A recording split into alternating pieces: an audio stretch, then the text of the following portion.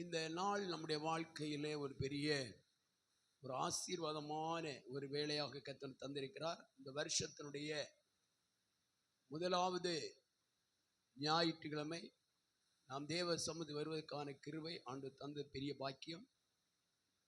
இவ்வளவு நல்ல அருமையான பாடல்கள் மூலமாக எல்லா பிள்ளைங்க இங்கே திரும்பிடுங்க, இங்கே கவனிங்க, எல்லா பிள்ளைங்க இங்கேயே திரும்பிடுங்க, அங்கே இங்கே ஒன்றும் விளையாடக்கூடாது, எல்லாம் இங்கே கவனிச்சுட்டே இருங்க. முதல் வசனம் வாசிப்போம். கர்த்தாவே உமது செவியை சாய்த்து, கர்த்தாவே உமது செவியை சாய்த்து என் விண்ணப்பத்தை கேட்டருளும், என் விண்ணப்பத்தை கேட்டருளும். நான் சிறுமையும் எளிமையுமானவர், நான் சிறுமையும் எளிமையுமானவர். தேவ மனிதராகிய தாவீதுடைய வாழ்க்கையிலே ஒரு சாதாரணமான ஆட்டிடையராய் இருந்ததான தாவீதை ஆண்டவர் உயர்ந்த ஸ்தானத்திலே தேவன் உயர்த்தினார். அது ஒரே ஒரு காரணம், அவருடைய தாழ்மை. எல்லாரும் சொல்லுங்க, அவருடைய தாழ்மை. நான் சிறுமையும் எளிமையுமானவன் என்று தன்னை ஆண்டவருடைய சமூகத்தில் தன்னை அர்ப்பணிக்கிறார். ஒரு தேவ பிள்ளையினுடைய உள்ளத்திலே எப்போதும் தன்னை தாழ்த்துகிற இருதயம். 66வது 66 படிக்கிறோம், சிறுமைப்பட்டு ஆவியை நொறுங்குண்டு என் வசனத்துக்கு நடுங்குகிறவனை நான் என்ன செய்வேன், நோக்கி பார்ப்பேன். அவ்விதமான ஒரு அனுபவம் தாவீதிலே இருந்தது.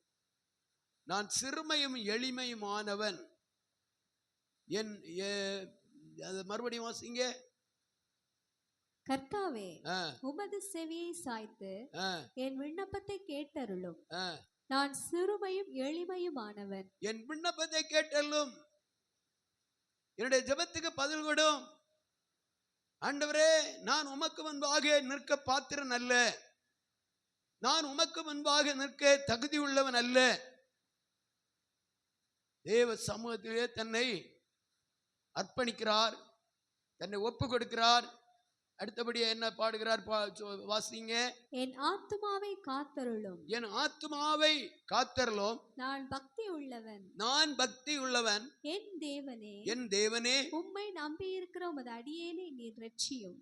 ஒரு தாழ்மையினுடைய அனுபவம் மட்டுமல்ல, எல்லா காரியங்களையும் கர்த்தரையே நம்பி இருக்கக்கூடிய ஒரு நிலை தாவீதிலே காணப்பட்டது. மனுஷனை நம்புவதை பார்க்கிலும் கர்த்தர் பேரி பற்றுதலாய் இருப்பதே நலம் என்றுள்ள நிலையில் தேவ மனிதனாகிய தாவீது அதிகமாக கர்த்தரையே நம்ப ஆரம்பித்தார். கர்த்தரை நம்பினதான தாவீதை தேவன் கைவிடவில்லை. தாவீதுடைய வாழ்க்கையிலே தேவன் மேலான ஆசீர்வாதங்களை தேவன் கொடுக்க ஆரம்பித்தார். தொடர்ந்து வாசிங்க. உமது ஆண்டவரே எனக்கு இரங்கும், எனக்கு இரங்கும். நாடோறும் உம்மை நோக்கி கூப்பிடுகிறேன், நாடோறும் ஒவ்வொரு நாளும் உம்மை நோக்கி கூப்பிடுகிறேன். மனுஷனே அல்ல, நம்முடைய வாழ்க்கையில் எப்பவும் நாள்தோறும் ஆண்டவர் நோக்கி கூப்பிட வேண்டும். நம்முடைய இருதயம் கர்த்தரையே நம்பி இருக்க வேண்டும். ஆண்டவருக்கே முதன்மையான இடம் நாம் கொடுக்க வேண்டும். ஞாயிற்றுக்கிழமை ஆராதனையா தேவ சமூகத்தில் வந்து பணிந்து குனிந்து கர்த்தரை தேட வேண்டிய தேவ பிள்ளையுடைய கடமை. உண்மையே நாள்தோறும் நான் உண்மை நம்பி இருக்கிறேன்.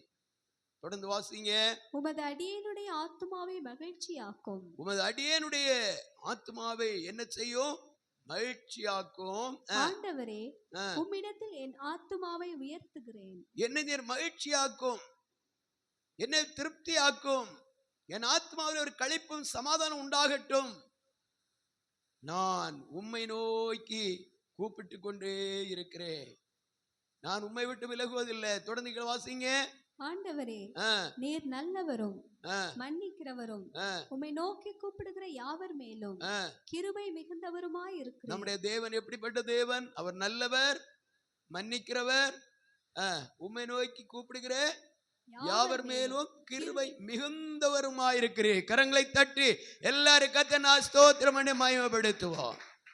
நாம் ஆராதிக்கிற தேவன் ஒரு சாதாரணமான தேவன் அல்ல. அவர் மன்னிக்கிறவர், கிருபை நிறைந்தவர். அவர் எப்போது நம்மை நோக்கி கொண்டிருக்கிற தேவன். தொடர்ந்து கீழே வாசிங்க. கர்த்தாவே, ஆ, என் ஜெபத்திற்கு செவி கொடுத்து என் ஜெபத்துக்கு செவி கொடுத்து என் விண்ணப்பங்களின் சத்தத்தை கவனியும். என் விண்ணப்பங்களின் சத்தத்தை கவனியும். தொடர்ந்து நான் துயரப்படுகிற நாளில் ஆ, உம்மை நோக்கி கூப்பிடுவேன், ஆ. நீர் என்னை கேட்டருளுவீர். அப்போ நம்முடைய துயரங்கள், வேதனைகள், பிரச்சனைகள், போராட்டங்கள், பல நஷ்டங்கள், பல இடையூறுகள், பல இன்னல்கள் வாழ்க்கையில் எழும்பும் போது கர்த்தரையே நோக்கி நாம் கூப்பிடக்கூடிய இருதயம் நமக்கு வேண்டும். உலக மனுஷனை போல அங்கலாய்த்து துக்கித்து மனைவி புருஷன் மேலும் புருஷன் மனைவியின் மேலும் குற்றஞ்சாட்டி, பிள்ளைகள் பெற்றோரை குற்றஞ்சாட்டி, பெற்றோர் பிள்ளைகளை குற்றஞ்சாட்டி, மற்றவர்களை குற்றஞ்சாட்டி போகிற நிலை எல்லா தலையில் முக்காடிட்டு ஆண்டவர் சமூகத்தில் பயபக்தியோடு காணப்படுவோம். பயபக்தியோடு காணப்படுவோம். தேவனுடைய சந்தை ஏனோ தானே என்று இருக்கக்கூடாது. இந்த நாள் நம்முடைய வாழ்க்கையில கர்த்தர் நமக்கு தந்த ஒரு விசேஷமான சிறப்பான நேரம். தேவ சமூகத்தில் மிகுந்த பயபக்தியோடு இருப்போம். அந்த வசனத்தை திரும்ப வாசிப்போம். நான் துயரப்படுகிற நாளில் நான் துயரப்படுகிற நாளில் உம்மை நோக்கி கூப்பிடுவேன், உம்மை நோக்கி கூப்பிடுவேன். நீர் என்னை கேட்டருளுவீர். அப்ப நான் துயரப்படும் நாளில் வேதனைகளும் நெருக்கங்களும் வியாதிகளும் உபத்திரவங்களும் பிரச்சனைகளும் இன்னல்களும் நிறைந்த வேளை வரும்போது உம்மை நோக்கி கூப்பிடுவேன். உலக மனுஷன் யாரை நோக்கி கூப்பிட என்று தெரியாதபடி வாழ்க்கையிலே நிம்மதியற்றவனாக அங்கலாய்த்து ஓடும்போது, வேதனையிலும் நெருக்கத்திலும் அமிழ்ந்து போகும்போது, தேவன் தம்முடைய பிள்ளைகளுக்கு நாம் வந்தடைய கூடிய ஒரு நல்ல அருமையான கண்மலையாக நம்முடைய ஆண்டவராகிய தேவன் நமக்கு இருக்கிறார். வேதனை வந்து விட்டது, நெருக்கம் வந்து விட்ட, கடன் பிரச்சனை, உபத்திரவம், வியாதி தாங்க முடியல, மற்ற வேணுமென்றே நம்ம வேதனைப்படுத்துகிறார்கள். உடனே ஆண்டோடைய பாதத்தில் போயிருந்து கொஞ்ச நேரம் ஆண்டவரோடு கூட நம்ம உறவாடும் போது நம்முடைய இருதயத்துக்கு ஒரு ஆறுதலை கர்த்தர் கொடுக்கிறார். இருதயத்துக்கு ஒரு சமாதானத்தை கர்த்தர் கொடுக்கிறார். கர்த்தருக்கு ஸ்தோத்திரம்.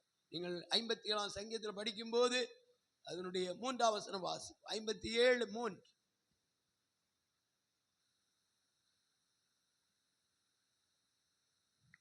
என்னை விழுங்க பார்க்கிறவன் என்னை நிந்திக்கையில் அவர் பரலோகத்திலிருந்து ஒத்தாசை அனுப்பி என்னை ரட்சிப்பார். தேவன் தமது கிருபையையும் தமது சத்தியத்தையும் அனுப்புவார். எல்லாரும் கவனிங்க.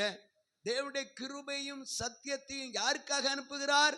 அவர் நோய் கூப்பிடுகிற அவருடைய பிள்ளைகளுக்கு. நானும் நீங்களும் நெருக்கங்களும் வேதனைகளும் உபத்திரவங்களும் அதிகரிக்கும் போது ஆண்டவர் நோக்கி நான் கூப்பிடுகிறோமே, ஆண்டவர் பரலோகத்தில் இருந்து ஒத்தாசை நோக்கி அனுப்பி கொடுக்கிறார். கரங்களை தட்டி கர்த்தரை மகிமைப்படுத்துவோம். Praise the lord. ஹalleluya. தொடர்ந்து கீழே வாசிப்போம். ஆண்டவரே, நீர் உண்டாக்கின எல்லா ஜாதிகளும் வந்து உமக்கு முன்பாக பணிந்து உமது நாமத்தை மகிமைப்படுத்துவார்கள். தொடர்ந்து தேவரீர் மகத்துவம் உள்ளவரும். தேவன் எப்படிப்பட்டவர்? தேவரீர் மகத்துவம் உள்ளவரும் அதிசயங்களை செய்கிறவருமாய் இருக்கிறீர். அதிசயங்களை செய்கிறவருமாய் இருக்கிறீர். நீர் ஒருவரே தேவன். நீர் ஒருவரே தேவன். இந்த பூமியிலே, பூமி உருவான நாள் முதல் பூமியிலே எந்த தெய்வங்களும் செய்யக்கூடாத அதிசயமான காரியங்கள் நம்முடைய தேவன் செய்து கொண்டிருக்கிறார். அவர் ஜீவன் உள்ள தேவன். அவர் ஒருவரே ஜீவன் உள்ள தேவன். அந்நிய தெய்வங்கள் தெய்வங்கள் என்று சொல்லி அது தெய்வம் அல்ல. இன்றைக்கு அநேகருடைய வாழ்க்கையிலே விக்கிரங்களுக்கு முன்பாக அடிபணிந்து வாழ்க்கையிலே தங்கள் ஜீவியத்தை சின்ன பின்ன ஆக்கிக் கொள்க எத்தனையோ மக்களுடைய வாழ்க்கை அதுவல்ல. ஜீவனுள்ள தேவனை நோக்கி ஆண்டுடைய பாதத்தில் அமர்ந்திருந்து அவர் சமூகத்தில் கிடைக்கிற ஒத்தாசையை நாம் சுதந்திரிக்கும் போது வாழ்க்கையிலே நன்மைகளும் மேன்மைகளும் நம்மை தேடி வரும். ஒரு அல்லையிலே சொல்லுவோம். தொடர்ந்து வாசிங்க. கர்த்தாவே, உமது வழி எனக்கு போதியும். நான் உமது சத்தியத்திலே நடப்பேன். நான் உமது நாமத்திற்கு பயந்திருக்கும்படி என் இருதயத்தை ஒருமுகப்படுத்தும். நம்முடைய வாழ்க்கையில் எப்போதும் இருதயம் ஒருமனமா இருக்க வேண்டும். ஆண்டவருடைய சத்தியத்தை கைக்கொள்ள ஒருமனப்பட்டவர்களா இருக்க வேண்டும். தேவசபை ஜெபிக்கிறதுக்கு நாம் ஒருமனப்பட்ட பிள்ளைகளா இருக்க வேண்டும். இருதயம் ஒருமனப்பட்டிருந்தால்தான் அந்த ஜெபம் தேவ சமூகத்தில் கேட்கப்படும். கீழே வாசிங்க. என் தேவனாகிய ஆண்டவரே, உம்மை என் முழு இருதயத்தோடும் துதித்து உமது நாமத்தை என்றென்றைக்கும் மகிமைப்படுத்துவேன். நீர் எனக்கு பாராட்டின உமது கிருபை பெரியது. நீர் எனக்கு பாராட்டின கிருபை பெரியது. கடந்த நாள் முழுவதும் ஆண்டவர் நமக்கு ஏராளமான கிருபையை பாராட்டினார். குடும்ப தலைவருக்கு, குடும்ப தலைவிக்கு, பிள்ளைகளுக்கு, அருமையான நம்முடைய குடும்பத்தில் ஒவ்வொருவருடைய வாழ்க்கையிலும் ஏராளம் ஏராளம் ஏராளமான கிருபை ஆண்டவர் பாராட்டி பலவிதமான நெருக்கத்திலிருந்து, உபத்திரவத்திலிருந்து, வேதனையிலிருந்து நம்ம அவர் தூக்கி எடுத்தார். அவருடைய அன்பு எத்தனை பெரியது! அதற்கு நன்றியாக தேவ சமூகத்திலே சாட்சி சொல்லி கர்த்தரை மையப்படுத்துவோம். தேவன் நம்மை ஆசீர்வதிப்பாராக.